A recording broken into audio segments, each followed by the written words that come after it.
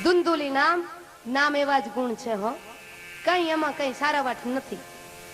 અને આત્મદેવ બ્રાહ્મણ ફળ આપીને ગયા અને કહ્યું કે ધુંધુલી, આ ફળ તું ખાઈ જજે, આપણે ત્યાં 9 મહિને દેવના જેવો દીકરો, દેવાંશી દીકરો થશે. હાથમાં ફળ લઈ તર્ક વિતર્કો કરવા લાગી અને કહેવા લાગી કે કઈ ફળ ખાધે તે દીકરા થતા હશે. આ તો મારો ઘરવાળો થોડોક કહેવાય નહીં મારે,